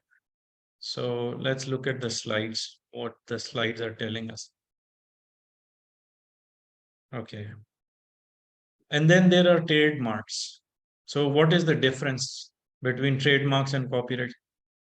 Copyrights, some people or students of mine, they sometimes get confused on identifying certain work that is trademarkable versus others that are only copyrightable, or what could be copyrighted and what falls under the category of trademarks. So to differentiate between the two, the trademark basically is used for branding reasons. And branding means that you want to keep the quality or the image or the identifying consumers with that uh,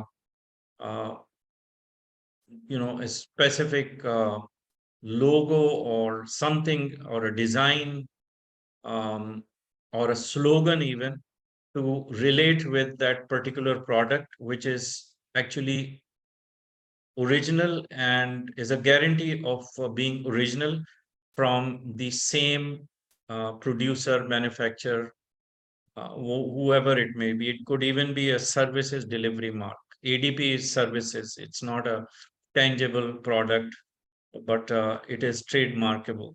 Okay, because of the logo or the design. There could be slogans like what is it? What is the slogan that is somewhat associated with Nike? Do you remember? It used to be, which I used to remember. I can't remember and I can't recall. I think it's like Just work do it. hard or just do it. Yeah, there you go. Just do it. Now, just do it. These three words are part of the trademark. It's not copyright, it's trademark. And we call them word marks. Trademarks are of two types. One is design mark, which is the Nike logo and the word Nike, the way it's written, the way it is shaped, the some of the products that carry those labels or those designs, those are design marks. Then just do it is actually a word mark, also considered a trademark. So what happens if I use the word just do it as a title of some document, assuming what's going to happen? Or if I have a website with the domain name just do it, what would happen to me, or what would be my exposure to being sued by the Nike, Like the company itself? It's you'd get very high. you'd get a Huh? strongly worded cease and desist letter saying, please don't use this. This is ours. Right. That's the first layer, or that's just the beginning of something that is giving. I mean, that's considered to be an. It's not an obligation, but right, considered a letter which is a cease and desist letter, is a courtesy letter, which is um, not an obligation. So sometimes they won't even send you that. You know, especially in situations where they're going against a large corporation which has got a lot of money, and they feel that they could actually file the claim right away, they would do that.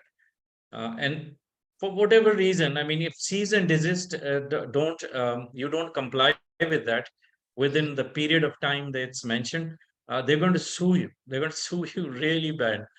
And once the claim is filed, it's very difficult to get out of that situation. Um, we had a problem with the ADP.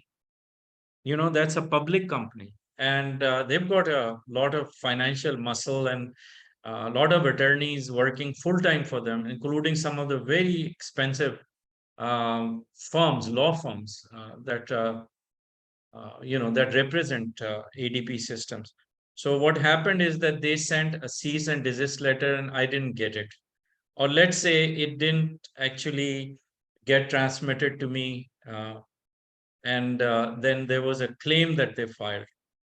And what I got was a legal letter from the court, or something that got served, and that was the beginning. It took us about 2.5 years um, just to get out of that situation. So what was the just so you know, there was a trademark issue. It was under a trademark law. We had an acronym. Let's say for us, the acronym for the association should be AOFIRS, correct? Oh, I'm sorry, AIRS, ideally, which is Association of Internet Research Specialists. That makes it appear as if it is written as AIRS, AIRS, as a short form. And they have a branding called AIRS, which is not exactly the same thing that we are doing, but it is at least was part of the domain. Like our domain was airsassociation.org. We no longer use that. We had to give it up. But it was part of the give and take. Then there was under AIRS, they had a certification called CIR, not CIRS, but just CIR, which is Certified Internet Recruiter.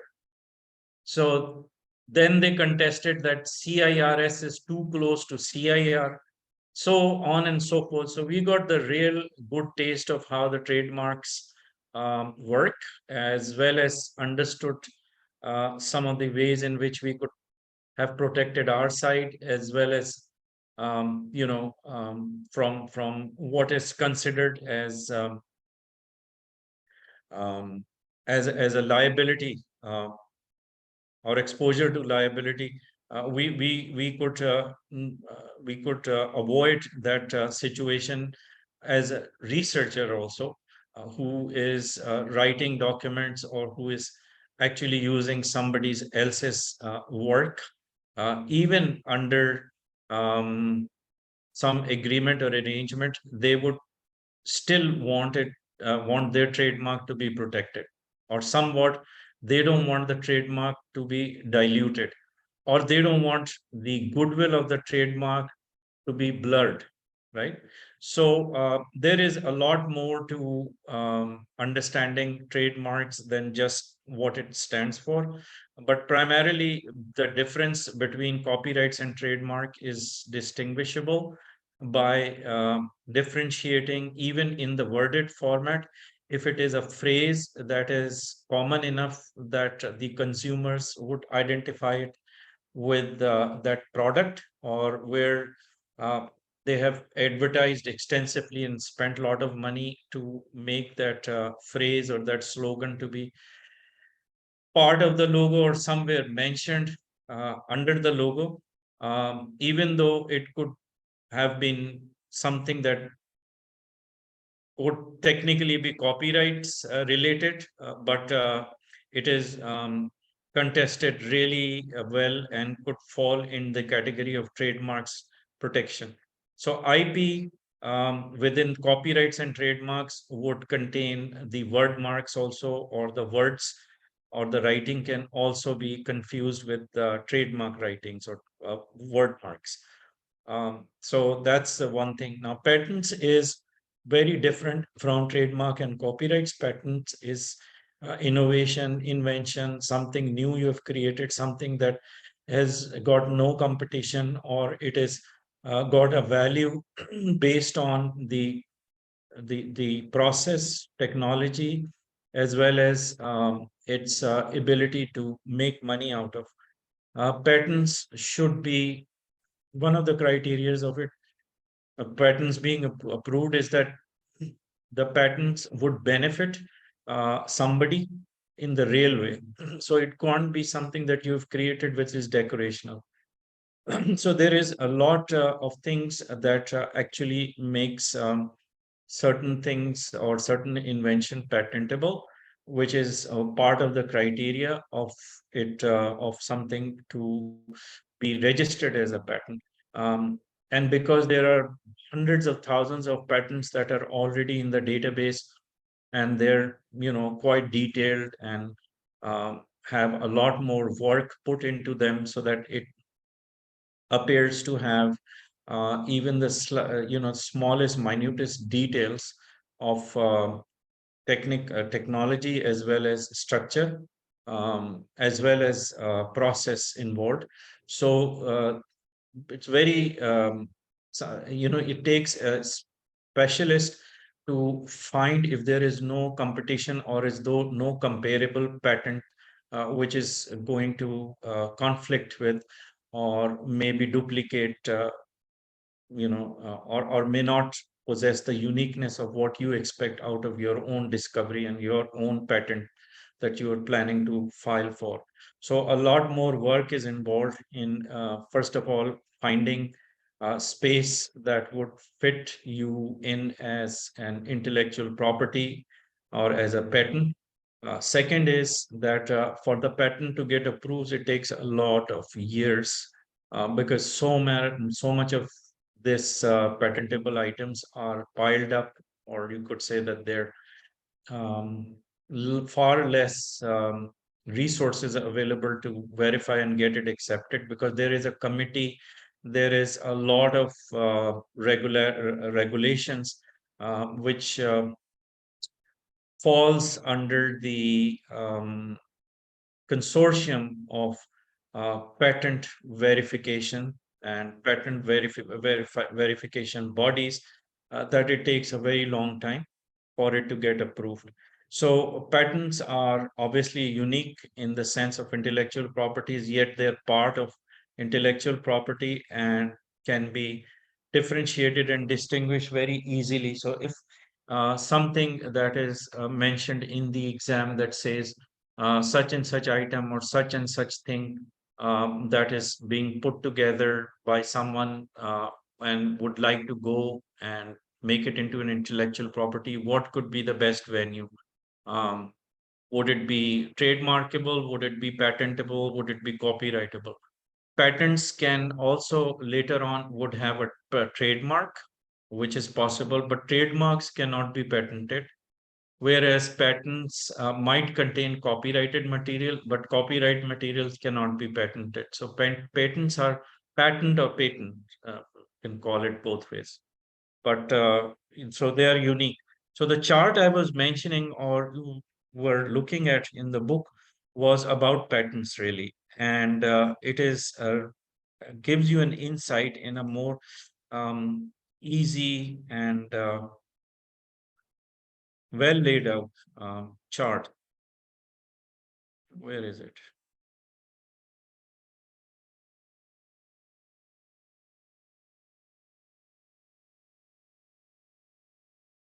Come on, man. It's on page 456. Oh, there you go. You've been really very attentive. That's really nice.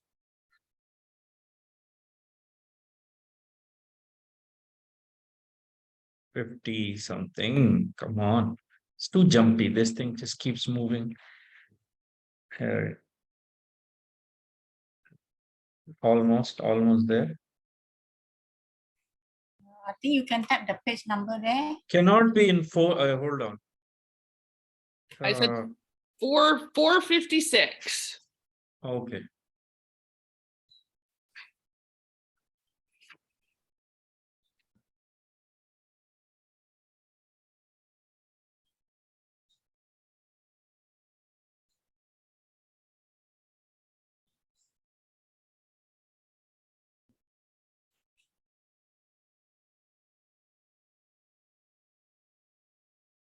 So in this chart, here I am. This one. This is saying requirements of patents on the left hand side. It is it has to have an innovation that is patentable. By the way, on the question of patents, can you patent a process? Process is you know, doing something first instead of doing it second, or the third thing has to be, say, an activity of activity Y, and the first thing has to be an activity 1. For all these to be laid out in the same sequence as X being 1 and 2 being another process, 3 being Y, would you be able to, if you moved the process Y in the second position and push the second activity in the third position, or reshuffle the process in such a way that the process itself remains intact as a typical activity or a typical action, but their timings are changed in terms of what is first and what is second. Would that be patentable?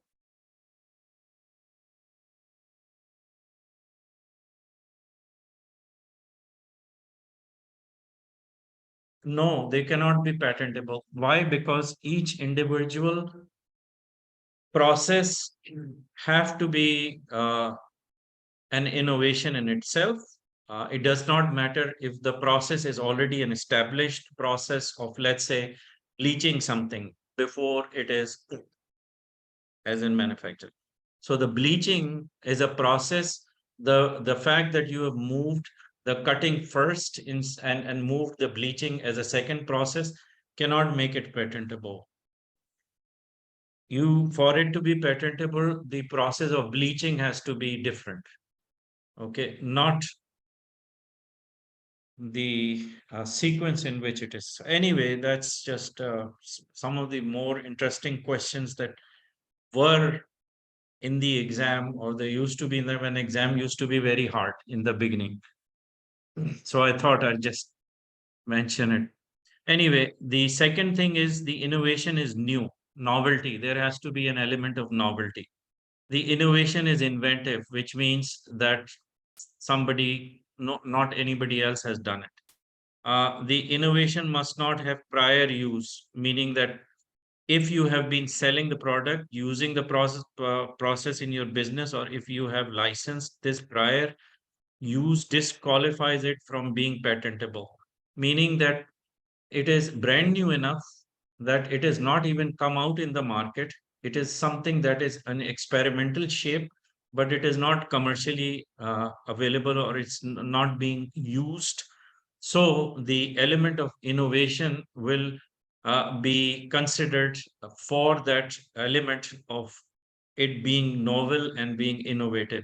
So for these two attributes to actually identify with it being as a first use or something that has not been used prior, excludes the testing and experimentation. So that is another element. So when you look at this chart, it basically gives you a really in-depth view of how patents are to be considered for certain type of um, products or whatever you're putting together. And then it has another column which makes it even more interesting, and when it is mentioning what is not patentable. So, artistic creations not patentable against what? New products such as toys, appliances, tools, medical devices. It is not considered artistic work. So it is, for anything to be considered patentable, it should not be an artwork or an artistic work. So not to confuse it in the exam, I'm mentioning this chart. Why? Because it stuck to my mind because these questions, I saw the question. I know that this exists. So if you look at these two columns, patentable and non-patentable, the PET question would be to distinguish between artistic creations versus, building of toys, appliances, tools. I mean, people use these things like toys and appliances or tools even to create an artistic work, artistic creation, which is non-patentable. But creating the patentable things would exclude artistic work and would stick to those elements that we do use in creating something artistic, but they are like toys or tools of sorts, something that is already like Lego pieces, even pins. People create artistic work out of some things, that are nice in color, or they reshape it or make it uh, into an art sculpture. So art sculpture is not a patent. It used some items which has patents, but it is not a patent when it is made into an artwork. Okay, anyway, I think we've done enough. So this is the chart, the only chart you would need to learn about patents. Nothing else is important, just this one. Trademarks I mentioned to you, copyrights I mentioned to you. And then when I send you the recording, you would see the you would see a few additional things in there. Okay. So let's just finish up today's lecture now. We just have one more class left, and whatever is the remaining parts of internet law, there is the ethics part that I have to cover. So Monday we'll do ethics, and we will do libel, slanders, reputation related issues, um, and electronic contracts and signatures. That's all that is left. And this should end every. And by the way, on Monday, you also would, if you had gone through the practice exams, can you try those practice, at least go as far as, being able to connect to it, so that, you are at least able to attempt some questions or be able to get inside of those Q&As. Because I don't want you to get stuck where you can't even look at those questions. So at least try to get in there to at least to see if it is allowing you to access those practice test particularly. And if you have questions, we'll tackle it on Monday. So thank you for your time. And I did try to I the practice question, Mr. Navid, but I hit on save after I saw the first question. sorry, you hit on what? I did try. I managed to log in using the practice exam, but when I saw the first question, I didn't continue. So I just saved the, I stopped there. Oh, okay. So what will happen is that when you want to get to it back again, Use the you same can password. you can yeah, use the login and password. First of all, use the same link. Okay, Okay. to get in there. But if you want to get in through classmarker.com, you can do that with the email and the password that you created. Okay. Okay, that is the second route. But like I said, why try something different when you have very easy way? Just do the same thing, copy and paste the same link. It'll take you to that page where you would have to put your login and password, the one that you created outside of what was given to you for starting the exam. Okay, Okay. try it, you'll do fine, don't worry about it. And any problem, we'll tackle it on Monday. Thank you so much, enjoy your weekend, and I'll see you, look forward to meeting you on Monday. Thank you. See Bye you bye, on Kristen. Bye bye. Bye. See See you you on on Monday. Monday. Bye, Have a good Leslie. weekend. Yeah, you too. Both of you take care. Thank you. Bye. Bye bye.